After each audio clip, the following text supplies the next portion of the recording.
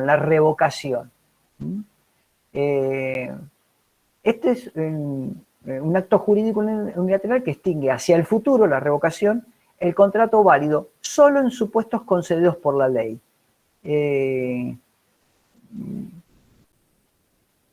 Cuando la causa de la revocación, ¿se acuerdan que nosotros vimos en consumidor la revocación? ¿Cuándo podía retractarse? Arrepentirse el consumidor. ¿En qué casos? ¿Se acuerdan? No. Bueno, cuando el contrato fue celebrado fuera del establecimiento. Hoy, en estos días, es típico comprar algo por internet. Y yo la cosa no la tuve, no la vi, no sé qué estoy comprando.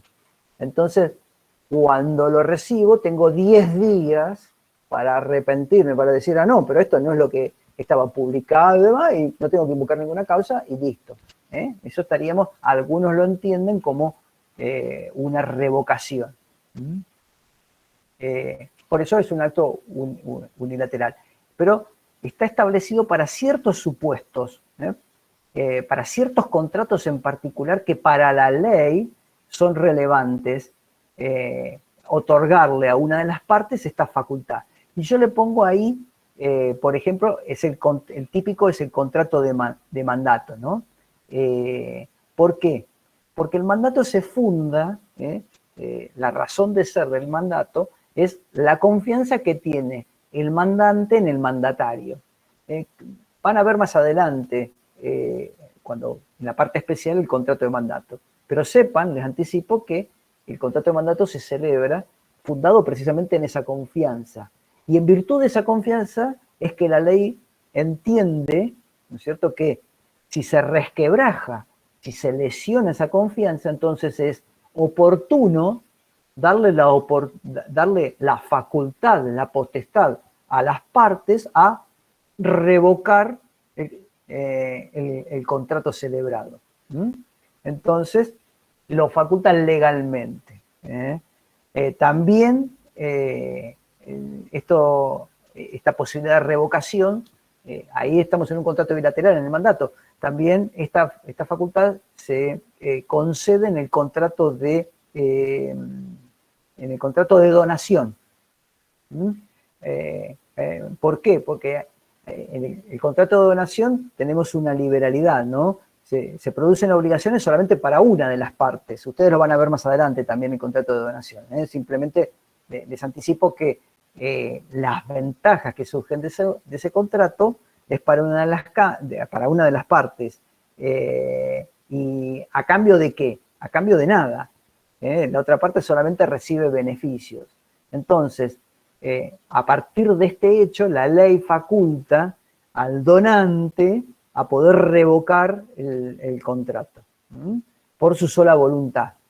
¿Por qué? En definitiva, como para la contraparte solo obtiene ventajas, beneficios, entonces la resolución no le implica nada. Entonces le autoriza a revocar, a extinguir el contrato.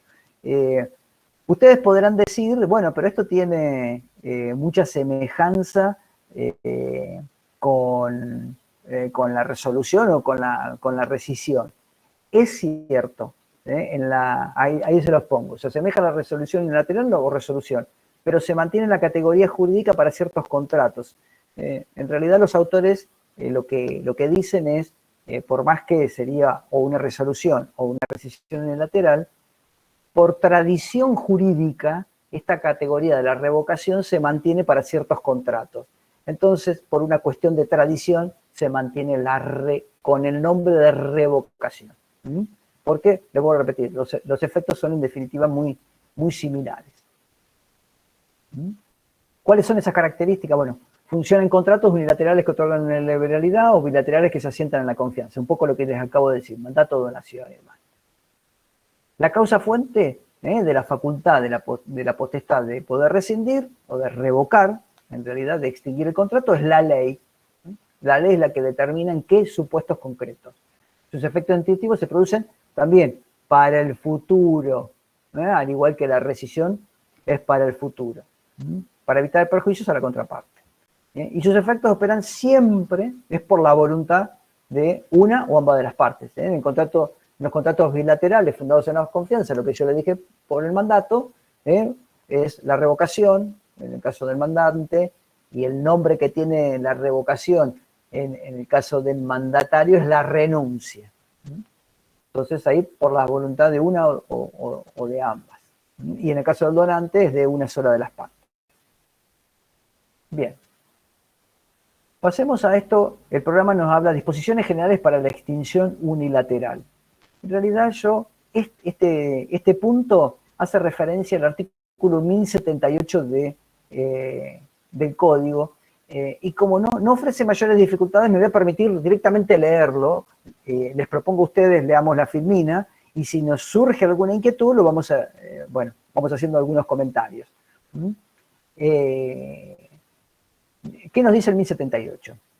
Excepto disposición legal o convencional en contrario, entonces esta es una norma de carácter supletorio.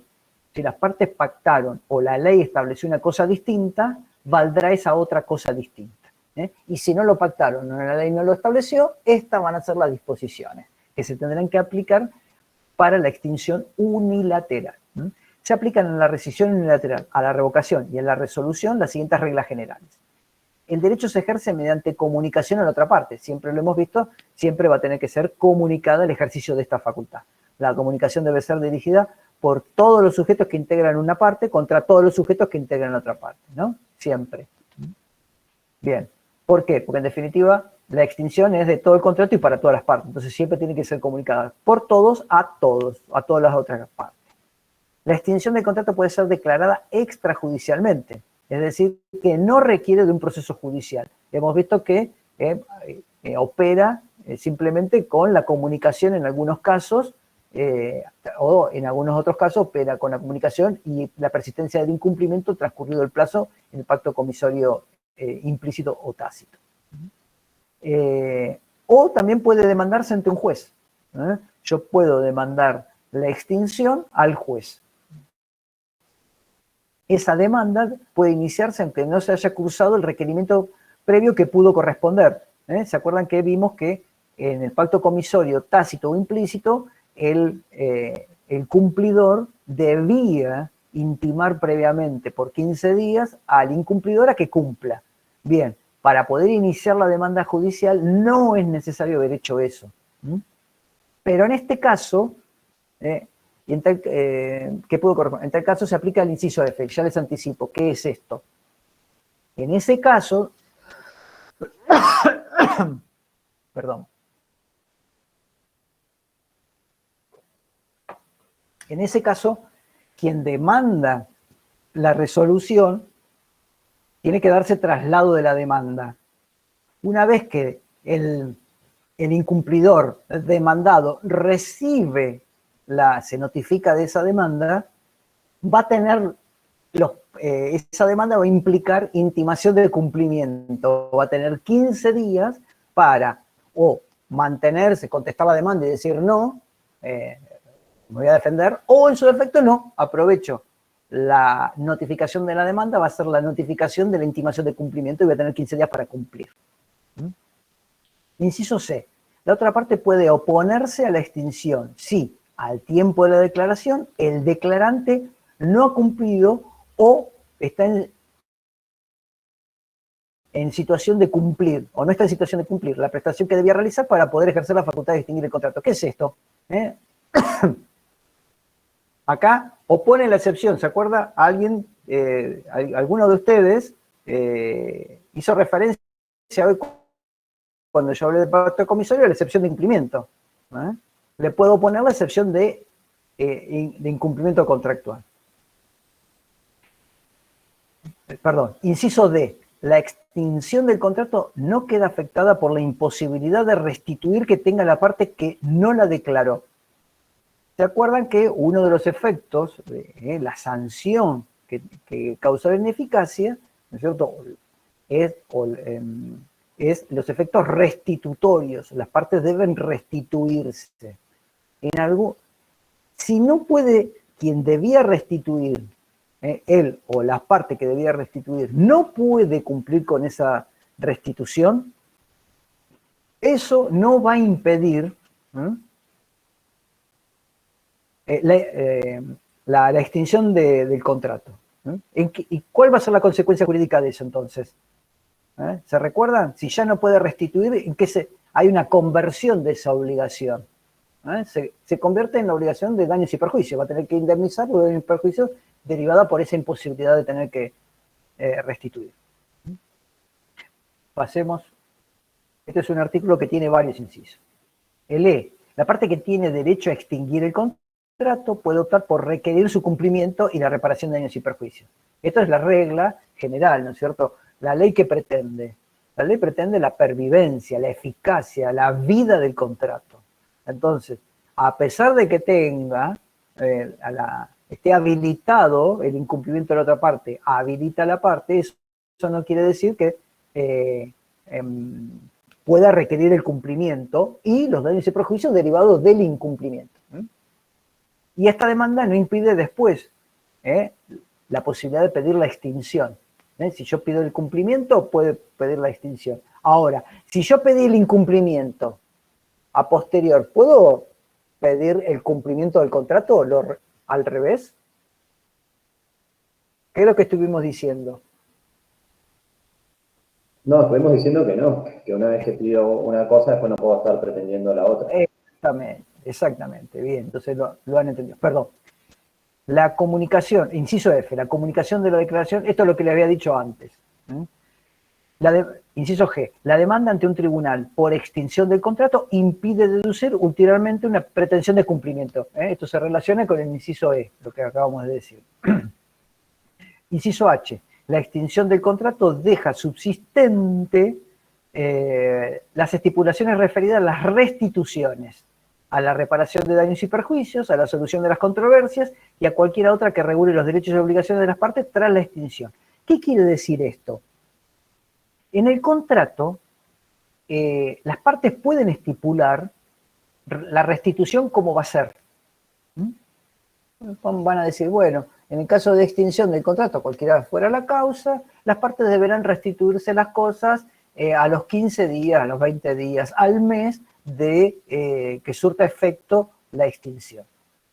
Esa cláusula, cuando hablamos de la extinción del contrato, el contrato deja de tener efectos. Entonces podría decirse, ¿y qué pasa con esa cláusula si ya el contrato no tiene más efectos? No, esa cláusula subsiste a pesar de la extinción. ¿Qué otra cláusula? A la reparación de daños y perjuicios. Esa no va a ser una cláusula, ¿no? La extinción del contrato no impide siempre la reparación de los daños y perjuicios derivados del contrato. Otra, a la solución de las controversias. Más adelante ustedes van a ver el contrato de arbitraje. En los contratos paritarios y entre empresas, principalmente entre empresas importantes en el mercado, a veces también transnacionales, no solamente nacionales, sino transnacionales, las partes pactan en el mismo contrato que en caso de controversia, por ejemplo, van a designar un árbitro, van en arbitraje. Vuelvo a repetir, ¿qué sucede cuando se extingue el contrato? Supuestamente eso también. No. La ley establece que esa cláusula va a seguir estando vigente, va a tener plena eficacia, por lo tanto, todos los conflictos derivados de la extinción va a tener que ser satisfecho, cumplido conforme la solución pactada por las partes en el contrato. Y también a cualquiera otra, dice, que regule derechos y obligaciones de las partes tras la extinción. Las partes si pactaron cosas posteriores a la extinción, esas cláusulas también van a valer. ¿Se entiende cuál es el contenido de este inciso H? Estos son todas, en general, disposiciones que establece este artículo para ser efectivo este hecho distintivo derivado de la resolución, rescisión o revocación. El programa también nos pide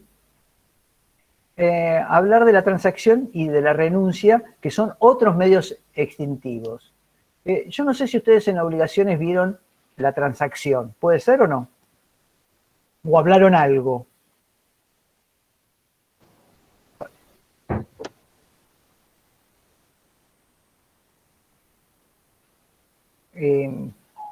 Puede ser que hayan hablado algo o hayan leído alguna literatura anterior al código, porque la transacción estaba establecida en el anterior código como una causa de extinción de las obligaciones. Con el nuevo código, la transacción deja de ser un modo de extinción de las obligaciones y se constituye en un contrato, que también lo vamos a ver en la parte especial de la materia. Y ahí yo les transcribo. Concepto, la transacción es un contrato por el cual las partes, para evitar un litigio o ponerle fin, haciéndose concesiones recíprocas, extinguen obligaciones dudosas o litigiosas. Entonces, de la propia de la propia definición, se dice que es un contrato por el cual extinguen obligaciones. Vean cómo, vuelvo a relatar, este es uno de los contratos, cuando en la definición de contrato se dice crear, modificar, transmitir o extinguir, este es uno de los que extinguen la transacción. Y si extingue, entonces por lo tanto es causa de ineficacia. Entonces es otro medio extintivo el contrato de transacción. ¿Estamos hasta acá? Es otra forma de ineficacia contractual. Y también tenemos la renuncia. En este caso sí, ustedes creo que la deben haber estudiado en obligaciones, porque es un modo de extinguir las obligaciones. Y como el contrato es fuente de las obligaciones, si hay una renuncia que extingue las obligaciones, por lo tanto también, una vez que, bueno, ahí bajo condición de que sea aceptada por el beneficiado, eso también va a causar la extinción del contrato, de todo ese derecho que emerge del contrato. Ahí les puse los artículos 944 y 946, que ustedes ya los deben conocer y haber estudiado de obligaciones. Bueno, nos vamos acercando un poquitito a otro, el último de los puntos de esta unidad, y que nos pide que tratemos este tema de la teoría de la frustración del fin del contrato. Y yo les pongo ahí, otra causa de ineficacia contractual es la frustración del fin del contrato. ¿Ustedes han visto algo de la frustración del fin del acto jurídico cuando en Civil 1? ¿Puede ser que hayan visto algo? Me suena que por alguna razón el acto se torna imposible, pero no lo recuerdo en específico. Bien, está bien, perfecto. Sí, ahí tiene. ¿Y con qué se relacionaba cuando hablaban de la frustración del fin del contrato? ¿Con qué elemento del acto jurídico se relaciona? Con el acto voluntario, profe. Con el objeto. Con el objeto. Con la causa. Tenemos un debate. Abrimos el debate. Algunos dijo, perdón, el primero, ¿me repite? El acto voluntario, creo que. Con el acto voluntario. El acto jurídico siempre es voluntario, ¿no? Entonces, está bien ahí. Pero ¿con qué elemento? ¿No? Entonces, ¿usted lo que quiere decir con la voluntad? Otros dijeron con la causa y otros dijeron con el objeto. No, con la causa. ¿Es con la causa fin o no, profe? A ver, y quiero el debate. Vamos, aprovechemos. Tenemos la oportunidad. ¿Qué les parece? A ver, los que dijeron objeto, ¿por qué? Algunos acá dicen con la causa y con la causa fin. Para mí tiene que ver con la causa fin, porque la causa fin es la razón o el fin, valga la redundancia, el objetivo por el cual las partes crean el contrato. Por ende, eso sería lo que se frustraría. Bien, los que dijeron el objeto, ¿por qué? Yo lo pensaba. Entendieron que el problema está en el objeto. Claro, yo lo pensaba que por ahí el objeto tornaba de imposible cumplimiento. Material o jurídicamente, entonces por eso lo relacioné con el objeto en realidad. Bien. Sí, yo también me imaginé, por ejemplo, un incumplimiento relativo en el cual, por ejemplo, mutaría el objeto. No sería una... ¿Y cómo mutaría? Pero no es una frustración irreversible, por eso sería un incumplimiento relativo. Entonces me lo imaginé en ese caso, y además, si soy sincera, me dejé llevar por la imagen, que la casa está ahí como a ver, abstracta. Bueno, por ahí que fue un poquito confusa, porque yo digo, ¿qué quiso significar? ¿La casa existe realmente? No existe. Las partes, ahí una de las partes, esas dos personas, celebraron el contrato. ¿Con qué finalidad ustedes creen? De tener su casa. Claro, celebraron un contrato de locación de obra, ¿no? Para la construcción de la casa. Y se les frustró. No pueden tener la casa. Ese es lo querido por las partes. Entonces, acá para darle un poquitito de respuesta, y creo que, como bien señaló una de ustedes, al hablar del fin del contrato, estamos hablando de la causa fin. Ustedes, la cuestión la estudiaron en Civil 1, cuando hablaron de la causa del acto jurídico. También el tema de la causa, ¿lo vieron en obligaciones, sí o no? La causa de la obligación. Sí. Es otro de los elementos de las obligaciones. ¿Sí? Bien, en los contratos también se estudia la causa del contrato. Ustedes también van a tener, hay una unidad dedicada a la causa y objeto de los contratos, que es la unidad 10, objeto y causa de los contratos. Bien, acá, y ustedes ya saben, sí, que la causa es uno de los elementos esenciales del contrato, ¿no? Esto quiere decir que es un requisito para su validez, para la eficacia del contrato, ¿no? Hablamos como ese requisito esencial, elemental, puede provocar la ineficacia estructural. Y siempre tiene que estar presente al momento de la celebración del contrato. Y cuando hablamos de la causa del contrato, vamos a estar hablando de la causa fin. ¿Qué quiere decir la causa fin? ¿Qué se les ocurre que es la causa fin? A ver si pongo la otra filmina. Hay un poco el interés particular de las partes para llevar adelante el contrato. A ver. El interés particular. Bien. ¿Qué otra? Sí, puede ser. Pero el interés particular no es la causa motivo. Sería un móvil subjetivo el interés particular. Bien, a ver, perfecto. Ahí, sí. Vamos a ir aclarando. Sí, es cierto. La causa fin puede tener un perfil subjetivo u objetivo. El subjetivo es precisamente los móviles, las motivaciones particulares que impulsaron a la voluntad de una de las partes a celebrar el contrato. Celebré este contrato por algo y para algo. Entonces, y quien dijo que eso, como que no, la causa fin, la subjetiva no. ¿A qué se contrapone? ¿La objetiva? ¿Cuál sería la causa fin objetiva? Y el fin objetivo de un contrato, por ejemplo, en la compraventa, el fin de una parte es la obtención del dinero y de la otra la obtención de una cosa. Y el fin motivo sería para qué quiero usar la cosa que yo obtuve por medio del contrato, o la otra parte para qué necesitaba la plata. Bárbaro. Ahí la causa fin es la que todos los que celebramos el mismo acto jurídico perseguimos, el fin que todos, yo, usted o quien sea, persigue, y por eso la diferencia del motivo. Exactamente. Por eso se habla de la causa es típica, en realidad, ¿no? Se habla y por eso contratos típicos, ¿no? La tipología legal que se antepone a la tipología social. Cuando se celebra un determinado contrato, y todos los que celebran ese contrato van a tener un mismo interés. Por ejemplo, como hizo referencia uno de los participantes, bueno, celebro el contrato de compraventa y yo qué interés tengo, la transmisión del derecho de dominio de una cosa, quiero que se me transmita eso, ¿no? ¿Qué interés tengo cuando celebro un contrato de alquiler, de locación?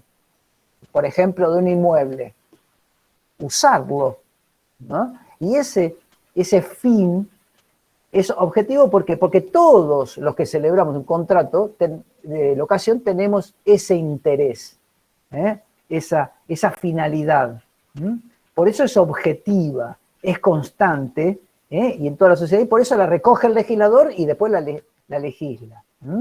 Es la finalidad económica social. Las subjetivas son esas motivaciones. Por ejemplo, no sé, compro una torta para festejar. Puede ser para festejar mi cumpleaños, para festejar el cumpleaños de otra, para regalarla, para compartirla con compañeros, con amistades, no sé. ¿Se entiende? Esas son motivaciones. Pero igualmente la causa fin no deja de contener aquellos motivos por los cuales se contrata, o sea, son las razones o lo que justifica ese acto jurídico. Que justificó la voluntad, ¿no es cierto? Yo quiero... Claro, entonces en ese sentido sí se puede hablar de motivo cuando hablamos de causa fin, como las razones. O sea, siguen siendo motivos. Sí, no? Claramente, integran la causa fin. Ahora, ¿son relevantes para el derecho? Depende. A ver, muy bien la respuesta. Aprendieron el doctor Kess, porque siempre la palabra sagrada es depende, la primera respuesta. El doctor Kess y el doctor Douglas Price. Ah, bueno. Depende de si las hice conocidas, de si fueron importantes en el momento de la gestación, por ejemplo, del contrato, de la voluntad, de si fueron charladas, de si fue incorporado al contrato. Claro. Si esos móviles se exteriorizaron, ¿no es cierto? Y le fueron puestos en conocimiento a la otra parte. Pero en tanto y en cuanto se mantengan en el interior de la persona y no es conocido por la otra parte, esos móviles no tienen trascendencia jurídica. No se va a poder hablar que hay una frustración de esos móviles, de esa causa fin. ¿Se entiende la diferencia? ¿No? Entonces, ¿pueden tener relevancia jurídica? Sí, depende de qué, de que sean exteriorizados y puestos en conocimiento y reconocidos por la otra parte. Pero bueno, a mí lo que me interesa es, ahora sí quiero avanzar, bueno, en la Filmina lo que viene a decir la causa fin del contrato, ahí lo que hemos hablado, ¿no? La razón y el propósito práctico. ¿Qué propósito práctico? Dijimos, por ejemplo, en el contrato de alquiler, usar la cosa, usar y gozar la cosa. En la compraventa es la transmisión de el dominio de una cosa. Y así los sucesivos contratos, la función que tienen y demás. Se va entendiendo, eso sería el objetivo y lo subjetivo. ¿Hasta acá vamos? Vamos a tener, a ver, causa fin del contrato. Está presente al momento de la celebración, su ausencia o defecto que provoca la ineficacia. Eso ya lo estuvimos viendo al comienzo, ¿no? ¿Por qué? Porque es uno de los elementos esenciales. Y asimismo, esa causa fin, yo les pongo, y de aquí la relevancia. No solamente tiene que estar presente en el momento de la celebración, ¿no? Entonces hace a la ineficacia, si estaría ausente a la ineficacia estructural, sino que tiene que subsistir y persistir a lo largo del funcionamiento, del cumplimiento del contrato. Porque esa es la razón de ser por la cual uno, en definitiva, contrató. Bueno, ¿qué sucede si se malogra o se frustra ese fin perseguido? La causa fin del contrato. Bueno, ahí yo se los pongo. Eso lo que provoca, en definitiva, es la ineficacia del contrato. Y por eso es que se estudia dentro de esta unidad, ¿no? Porque estamos hablando de la extinción del contrato, modificación y adecuación. ¿Qué estamos? Acá lo que se produce, hay un hecho sobreviniente que en definitiva malogra, frustra la causa fin del contrato. En la etapa funcional, en la etapa de cumplimientos, mientras se desarrolla ese plan prestacional establecido en el contrato. Profesor, sí. Pues un ejemplo práctico para lo que nos pasa acá en la zona, sí. El típico contrato de alquiler de bin de fruta para fruta. A ver. Por un plazo determinado, por una temporada. Sí. Y durante la permanencia de la subsistencia de ese contrato, ocurre un siniestro, un incendio, ¿sí? Y se queman todos los bins de madera o de plástico que hay ahora. Por lo tanto, hay un hecho sobreviniente que causa una frustración en ambas partes, en este caso sería. Sí. Porque uno no puede cumplir con la prestación de brindar el bien que necesitaba para recoger la fruta y el otro tiene que recurrir a alguien más porque esos elementos es esencial, digamos, para producir, para su producción, digamos. Claro, claramente, ¿no? Todos sabemos lo que son los bins, ¿no? ¿Lo quiere definir usted mejor que yo? Así sabemos todo de qué estamos hablando. Son los contenedores comúnmente de madera, actualmente también hay de plástico, que se utilizan en las chacras para recoger la cosecha. Ahí está. ¿Sí? Entonces, claro, indudablemente para poder cosechar yo necesito eso. Ahora, y por eso lo contraté. Y lo contraté con una antelación suficiente. Ahora no se puede cumplir, porque se incendió, se quemaron. Hubo un incendio que los terminó quemando. Ahora les pregunto, ¿ese incumplimiento es total o es un incumplimiento relativo? ¿Puede cumplir? ¿Qué tendría que hacer Sí, el podría deudor si pactarse quiere? una nueva cosecha. No, pero el que tiene que entregar los Tendría que bins, el que tiene que entregar los bins, ¿podría cumplir o no? Podría Sí, cumplir. comprando nuevos. Claro. Comprando nuevos bins. Comprando, contratando el uso, digamos, y lo subalquila, digamos, y se lo entrega a otro, de otro modo. ¿Mm? Pero bueno, vamos a ver cómo actúa. Entonces estamos en presencia de una imposibilidad relativa, no ante una imposibilidad definitiva, ¿no?, de la prestación. ¿Cómo es que se frustra esa causa a fin del contrato? Bueno, por dos motivos, ¿no? El incumplimiento imputable a una de las partes. A mí, si no me cumple una de las partes, indudablemente que yo voy a perder, digamos, a mí no se va a producir el efecto esperado, la causa fin esperada, y bueno, ahí se malogra. Pero también, y eso ya lo hemos visto, ¿no? El efecto de la resolución, de la rescisión y demás. ¿Estamos de acuerdo? Pero también se va a frustrar por un hecho ajeno a las partes y extraordinario a ellas, que supera lo que es el riesgo asumido por quien es afectada y que altera las circunstancias existentes al tiempo de celebración. Eso es lo que nos dice el artículo 1090, que es el que regula la frustración del fin. Ya las prestaciones pierden su sentido por este hecho ajeno a las partes, extraordinario a ellas, le hacen perder sentido y razón de ser a los compromisos asumidos en el contrato. Ya dejan de ser útiles para satisfacer el interés del acreedor. Hay una desnaturalización de las obligaciones, indudablemente. ¿Por qué? Porque las partes tuvieron un interés, establecieron un cierto equilibrio de las prestaciones, ¿no es cierto? Que, bueno, yo quiero obtener esto y yo ya no lo obtengo. ¿Se acuerdan cuál es hay un ejemplo de manual en la historia que sucedió, que se suele invocar como ejemplo de la frustración del fin del contrato? ¿Alguno se recuerda?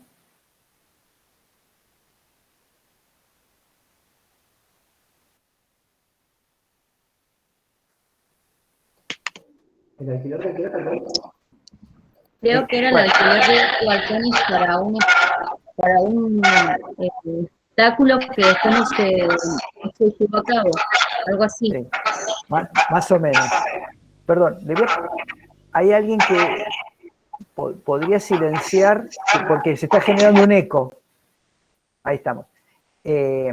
Exactamente, a ver, el hecho histórico que generó esta teoría de la frustración del fin del contrato fue a comienzos del siglo XX, la asunción de un rey de Inglaterra, no me acuerdo cuál fue, motivó que, bueno, que los dueños de balcones, donde iba a transitar el rey en su asunción y demás, alquilaran los balcones. El rey se terminó enfermando y directamente se suspendió, no existió, digamos, se suspendió definitivamente el desfile de asunción del rey. Entonces ya no tenía sentido. ¿Qué sentido tenía el contrato? ¿Qué utilidad iba? Ninguna, porque se alquiló ¿para qué? Para ver ese espectáculo. Y ahí, un hecho ajeno, extraordinario a las partes, y bueno, las partes en un contrato asumen ciertos riesgos que se distribuyen entre ellas, ¿no? Y por eso, ante esos riesgos, prevén cómo mitigar ese riesgo. Bueno, y eso era un riesgo que que iban a poder prever que el rey se iba a enfermar y se iba a suspender de forma definitiva. Entonces, bueno, eso motivó un conflicto judicial que derivó, bueno, en la teoría esta, ¿no? Por ejemplo, a mí se me ocurría, se celebró un contrato de compraventa de un terreno, un terreno que tiene que lotearse, y para ese loteo se requiere de una autorización de la municipalidad, del Consejo Deliberante y después de la municipalidad. ¿Qué sucede si el Consejo Deliberante no autoriza el loteo o la municipalidad no lo autoriza?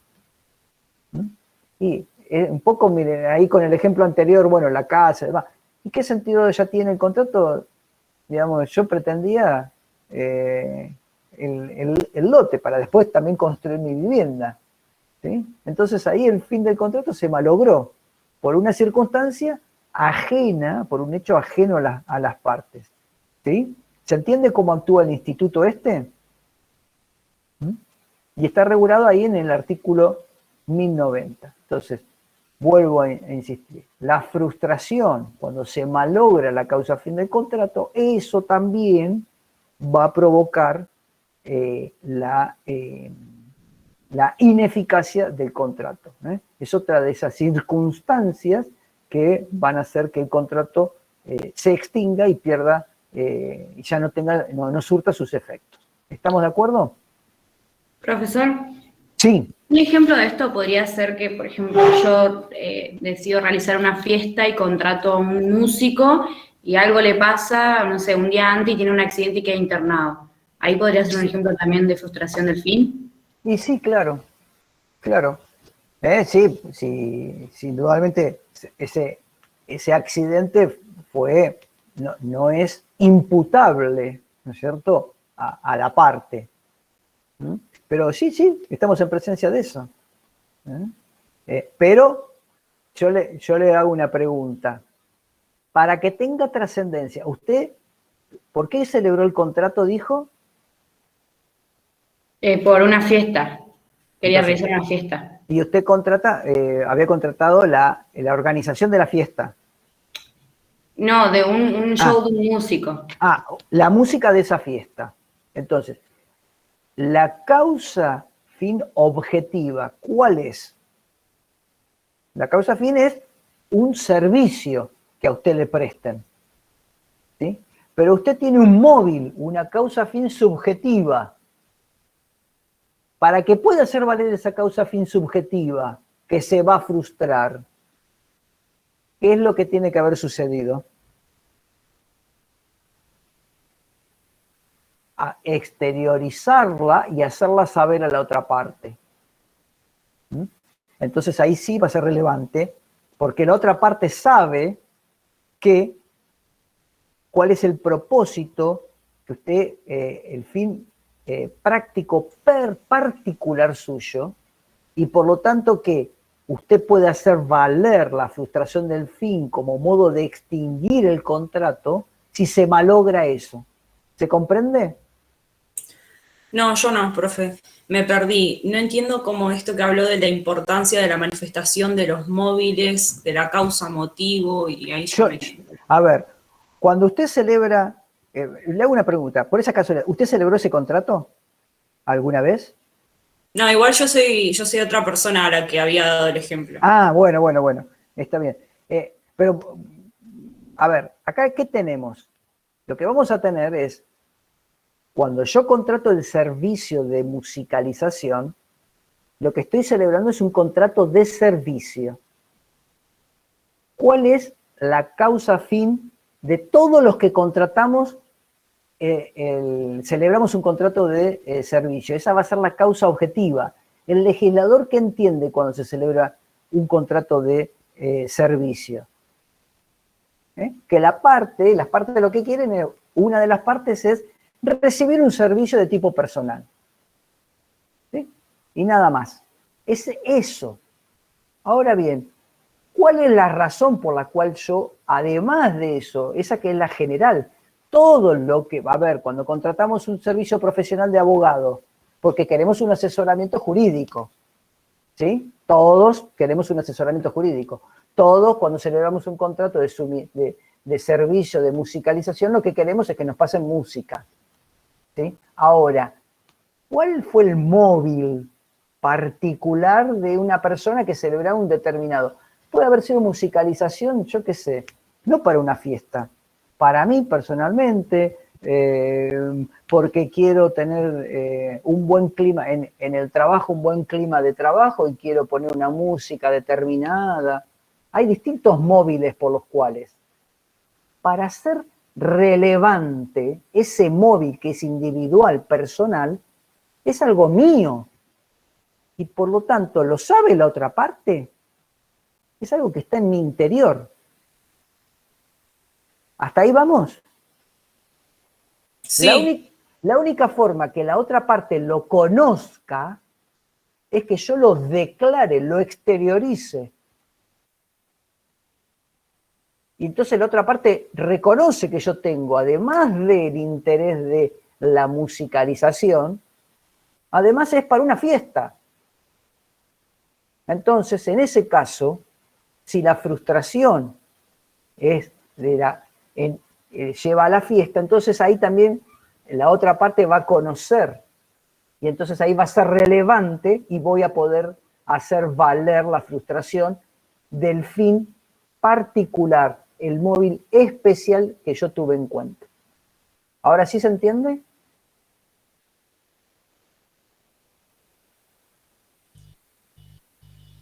Tenés el micrófono Sí, se apagado. entiende. No.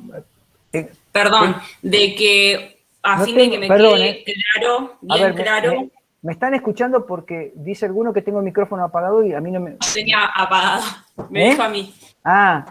Perdón. De que ahí se estarían confundiendo causa motivo y causa fin en la práctica, digamos. No, las dos son Más causa allá de lo fin. teórico. Porque No, si no, yo no. quiero, No, no, no, manifestar mi móvil particular, o sea, la causa fin es que yo contrato un servicio de, qué sé yo, no sé qué había dicho, de música, no sé qué.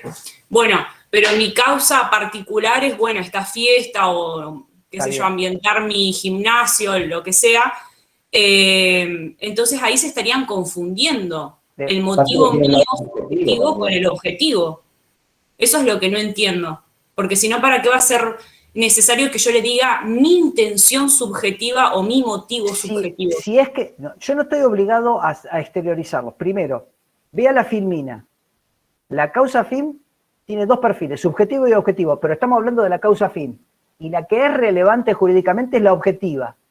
Si usted tiene interés en que sea relevante sus móviles, es decir, la causa fin subjetiva, usted la tiene que exteriorizar y la otra parte la tiene que reconocer. Y entonces ahí ahora sí será relevante. Ahora sí está claro. Perfecto, bárbaro. ¿Sí? Bien. Pasemos. Bueno, ahí le transcribo yo la frustración definitiva de la finalidad del contrato, autoriza la parte perjudicada. Bueno, lo que dice el 1090 lo leerán y demás. Me interesa en los últimos minutitos cerrar también con otro de los motivos, digamos, que pueden causar la frustración del contrato. No solamente por un hecho sobreviviente ajeno a la voluntad de las partes,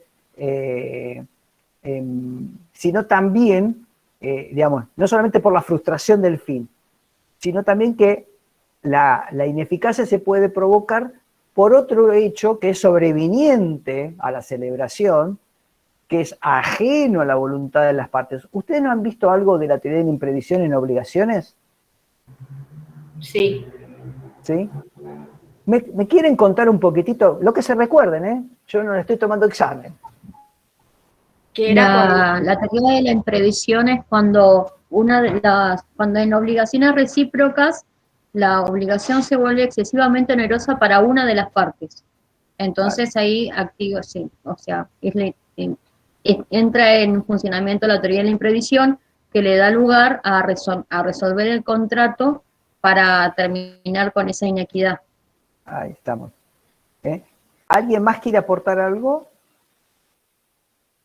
Sí, que entraba en determinados contratos no en todo. Se aplicó mucho cuando pasó lo del 2001, el corralito y la salida de la convertibilidad.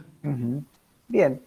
A Pues se ver, volvieron los contratos, muchos contratos se volvieron, digamos, hubo un desequilibrio, porque se bien. pasaron las cuotas que estaban pactadas a la convertibilidad, digamos, a la moneda actual, y con la devaluación digamos, por la teoría de la imprevisión, fueron declaradas por la misma justicia.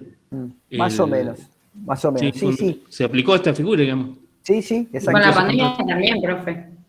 La pandemia también podría llegar a aplicar quizás el tema de la teoría de la imprevisión. A ver, voy a tratar de todo lo que han dicho, que es correcto, es correcto. Vamos a ir perfilando un poquitito y viéndolo desde la ineficacia contractual, ¿no es cierto?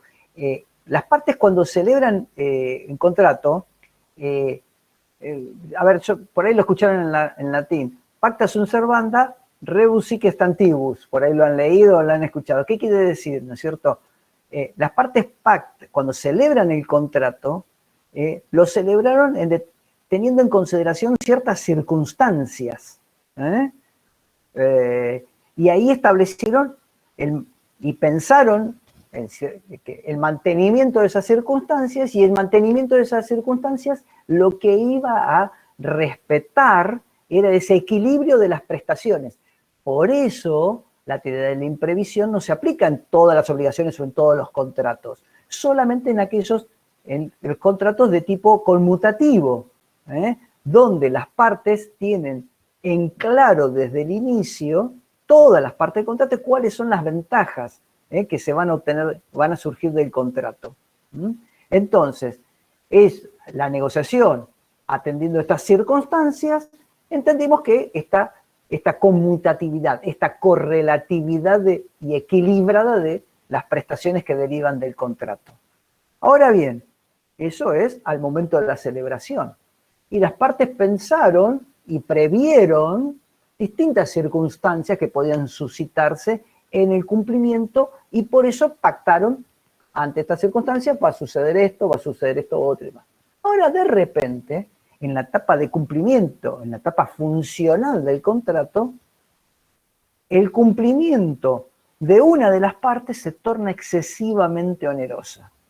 Es decir, que no hay, al igual que en la frustración del fin, no hay una imposibilidad definitiva, sino que hay una imposibilidad relativa de cumplir. Lo que sucede